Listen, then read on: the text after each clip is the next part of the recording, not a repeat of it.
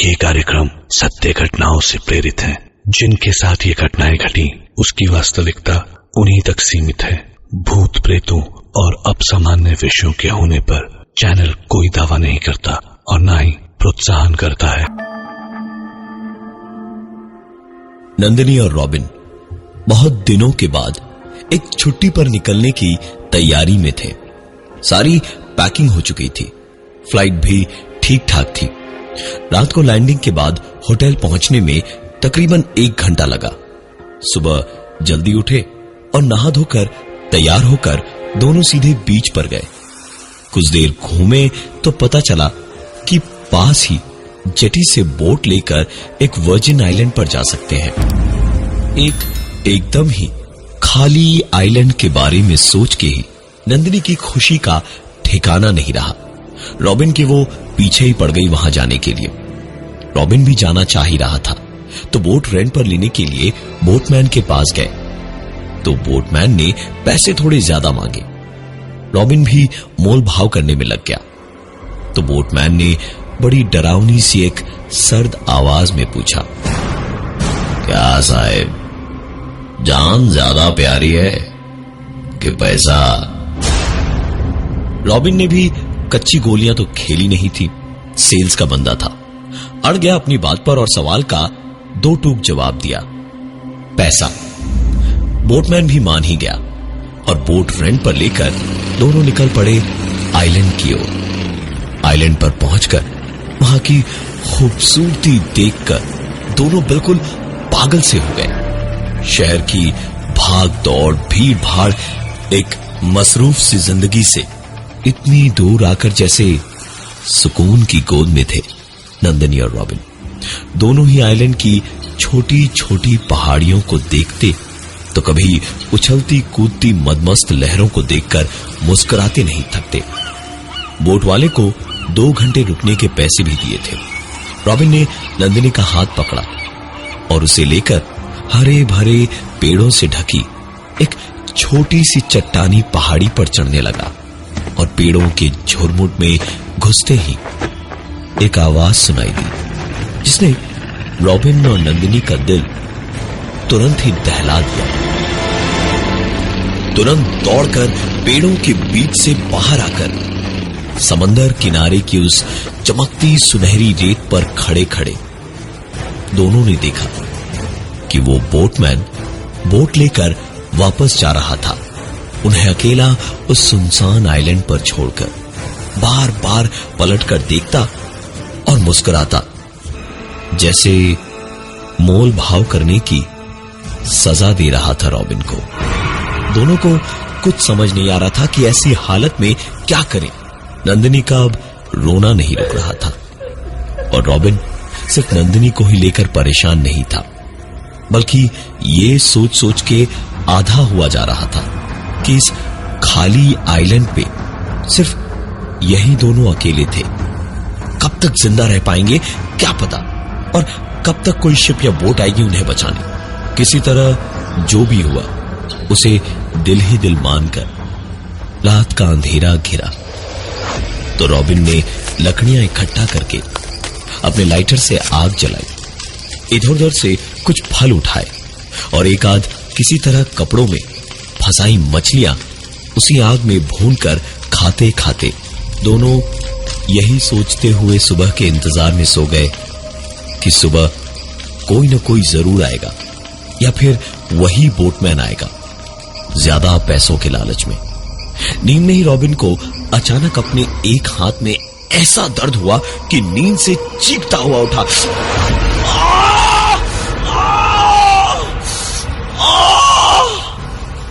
Robin ने अपना हाथ पकड़ा तो उसका हाथ किसी गाढ़ी चीज से गीला था। नींद छटक कर आंखें खोलकर देखा तो रॉबिन को लगा जैसे पूरी जिंदगी इसके बाद 7 तालों में बंद होकर भी सुकून से नहीं सो पाएगा, क्योंकि उस लाल सी लगभग बुझी आग की रोशनी में रॉबिन ने देखा कि वो गाढ़ी गीली चीज कुछ और नहीं, उसका अपना खून था। और सामने रॉबिन के हाथ से मांस का टुकड़ा अपने जबड़े में दबाए गुर्राता हुआ एक कुत्ते जैसा कोई जानवर था उस आइलैंड पर। बेहद खौफनाक दिख रहा था वो, उस बुझती हुई आग की लकड़ियों की हल्की लाल रोशनी में। पूरे बदन में जगह जगह से बाल झड़ चुके थे, कहीं कीड़े लगे थे तो कहीं चोट, और मांस का लोथड़ा दबाए उसके जबड़े से लाल टपक रही थी, जैसे कह रहा हो कि ये खत्म होते ही बाकी भी नोच खाऊंगा। रॉबिन इस झटके से उबरा ही नहीं था कि तभी नंदिनी चीखी। नंदिनी समंदर के किनारों की लहरों की ओर इशारा करके चीख रही थी। उसकी उंगली के इशारे की ओर रॉबिन ने नजर घुमाई तो वहीं ऐसा लगा जैसे उसके बदन के अंदर कोई था जो उसे चीर के बाहर निकलना चाह रहा था, क्योंकि समंदर की उफनती लहरों में सड़े गले मुर्दे सांपों की तरह रेंगते हुए, रोते हुए, चीखते हुए बाहर आ रहे थे, और नंदिनी और रॉबिन की तरफ ही वो आ रहे थे। नंदिनी और रॉबिन ने किसी तरह खुद को इस झटके से संभाला, लेकिन जब तक दोनों भाग पाते लहरें उन तक पहुंच चुकी थी, और दौड़ते दौड़ते जाने कब उस रेत में से कुछ हाथों ने निकल के दोनों के पैरों को जकड़ लिया। दोनों चीखते रहे, चिल्लाते रहे, लेकिन उनकी चीखें सुनने वाला उस पूरे आइलैंड में कोई नहीं था। दोनों समझ गए थे कि जिंदा रहना है तो खुद की मदद खुद ही करनी पड़ेगी। हाथ पैर चलाकर किसी तरह से उस पकड़ से छूटकर दोनों भागने को हुए तो दोनों की ही चीखें एक साथ निकली, क्योंकि दोनों के पैरों से उन हाथों ने गोश्त नोच निकाला था। पलट कर देखा तो वो कुत्ता बड़े चाव से रॉबिन के हाथ का वो टुकड़ा चबा रहा था, और वो रेत के नीचे के हाथ गोश्त मुट्ठी में दबाए हुए थे। बेहद दर्द में लंगड़ाते लंगड़ाते रॉबिन और नंदिनी किसी तरह पेड़ों के बीच में पहुंचे और वहीं बेहोश हो गए।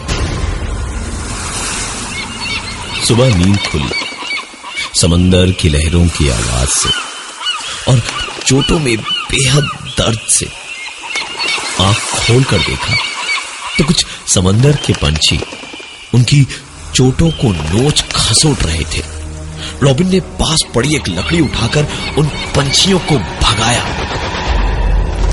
और दोनों निढाल से होकर वापस रेत और मिट्टी के बीचों बीच गिरे तो एक आवाज से दोनों की जैसे पूरी ताकत और जान लौट आई, जिसमें एक बोट कुछ दूर से ही गुजर रही थी। दोनों को जीने की एक उम्मीद की किरण नहीं बल्कि पूरा सूरज दिखाई दे गया।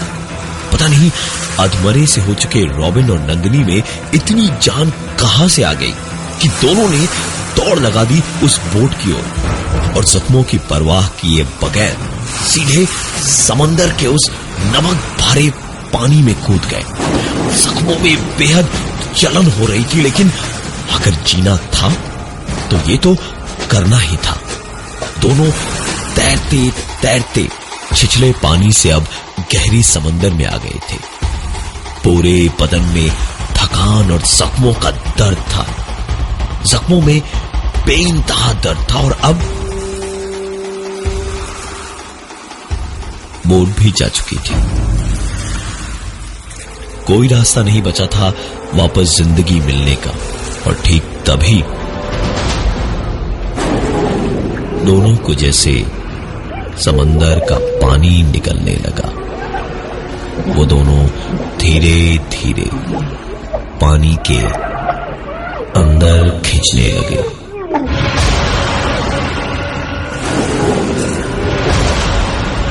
रॉबिन और नंदिनी डूबते डूबते भी एक दूसरे का साथ छोड़ने को तैयार नहीं थे। दोनों ने उस बुरे हाल में दिमाग लगाया और एक दूसरे को बचाने में जान लगा दी। पर किस्मत अच्छी थी कि आखिरकार दोनों बचकर किनारे तक आ ही गए। और जैसे जिंदगी में बस यही किनारे तक आना ही जिंदगी की इकलौती मंजिल थी उनकी। किनारे पे आते ही जैसे अचानक हुई इस थकान से दोनों बेहोश से होकर चिलमिलाती धूप में सो गए। बेहद बुरे हाल में दोनों की नींद खुली तो दोबारा रात का अंधेरा घेर चुका था। पिछली रात के हादसों ने दोनों के दिल में खौफ का घर नहीं पूरा महल बना डाला था। रॉबिन और नंदिनी भूखे प्यासे डरे घबराए और जख्मों से अधमरे से हो चुके थे। साफ पानी की तलाश में भटकते हुए काफी आगे चले गए तो समंदर की लहरों से शोर में नाच गाने और हो हुल्लड़ की आवाजें सुनकर दोनों को पता चला कि खुशी के आंसू आखिरकार किसे कहते हैं।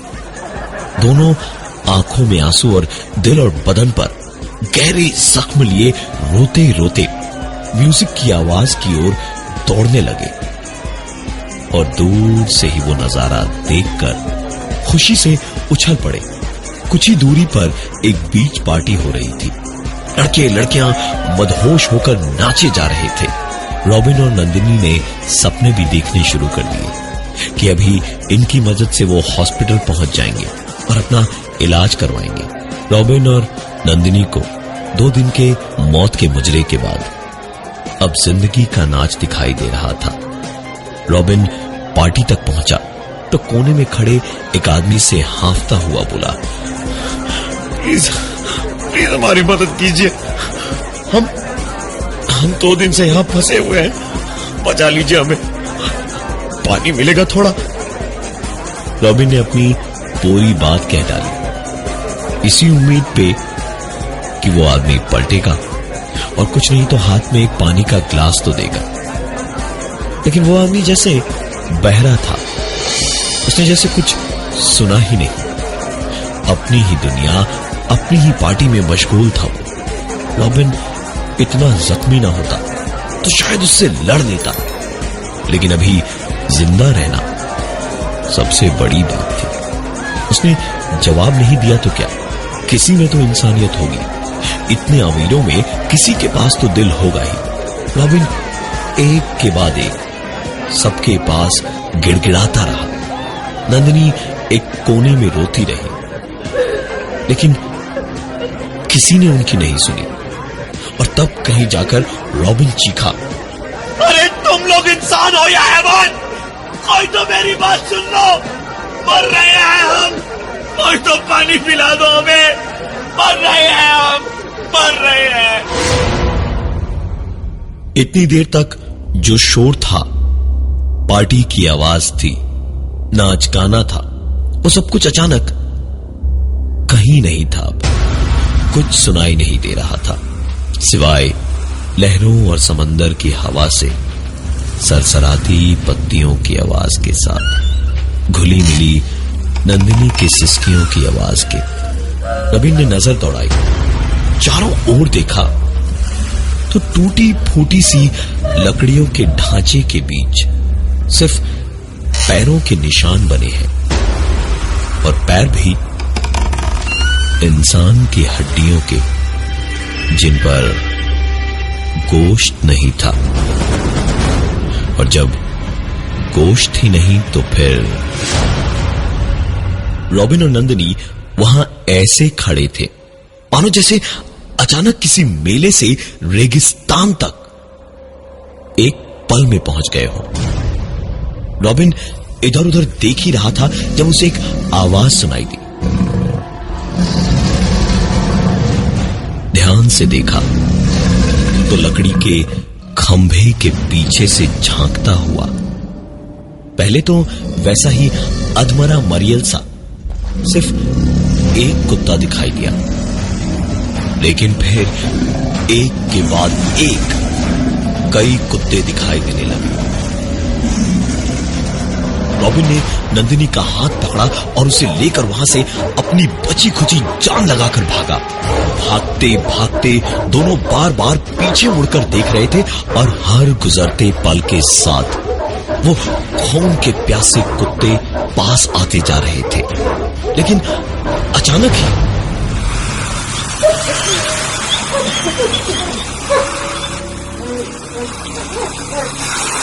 समंदर का पानी तेजी से बढ़ने लगा। पूरा आइलैंड जैसे डूब रहा था।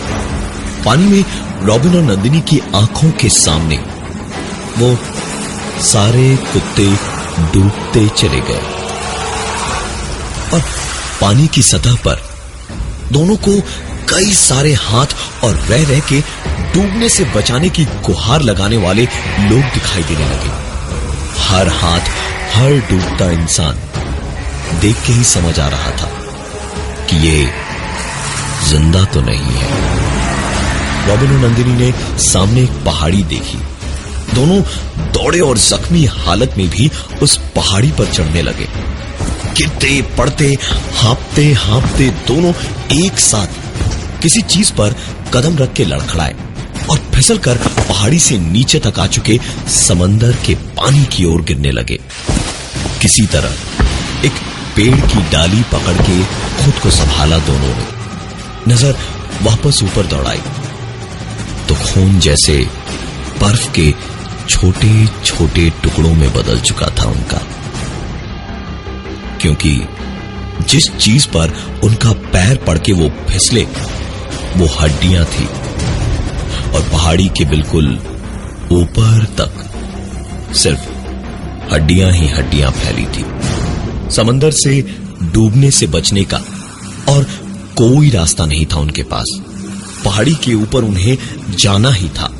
एक बार फिर रॉबिन और नंदिनी एक दूसरे का हाथ पकड़े हुए पहाड़ की चोटी के ओर दौड़े और भागते भागते जब आखिरकार ऊपर पहुंचे तो देखा उनको उस आइलैंड पर मरने को छोड़कर जाने वाला वही बोटमैन पहाड़ी की चोटी पर ऐसे बैठा हुआ था जैसे कुछ हुआ ही नहीं। रॉबिन उसको मारने को आगे बढ़ा तो नंदिनी के ख्याल से रुक गया और खुद ही गिड़गिड़ाकर बोला, हमें बचा लो, प्लीज हमें बचा लो, हमें वापस ले चलो। क्या बिगाड़ा है हमने तुम्हारा, क्या बिगाड़ा है हमने? बोटमैन मुस्कुराया और पलटकर उसने कहा, आप ही ने तो कहा था आपको पैसा ज्यादा प्यारा है, जान नहीं। तो पैसे मैंने लिए नहीं, बस आपकी जान ले रहा हूं। रॉबिन और नंदिनी के पैरों तक पानी आ चुका था। आइलैंड पूरे का पूरा डूब रहा था। ऊपर समुद्री पंछी गोश्त के लालच में मंडरा रहे थे और नीचे चढ़ते हुए पानी से रेंग कर बाहर आते हुए कई मुर्दा हाथों ने रॉबिन और नंदिनी को पकड़ रखा था। दोनों खुद को छुड़ाने की कोशिशों में ही कब डूब गए पता नहीं चला। रह गई तो बस एक जाती हुई बोट और उफान से शांत हो चुकी लहरों की आवाजें। विकी और अनुषा आज ही छुट्टी पर आए हैं और सोचा कि सवेरे से शाम का वक्त आइलैंड पर ही बिताएंगे। बोटमैन ने पैसे ज्यादा मांगे वहां तक जाने को, तो विकी ने मोल भाव किया। इस पर बोटमैन ने बस एक ही सवाल पूछा, क्या साहब, जान ज्यादा प्यारी है कि पैसा? और विकी ने गलत जवाब दे दिया, पैसा।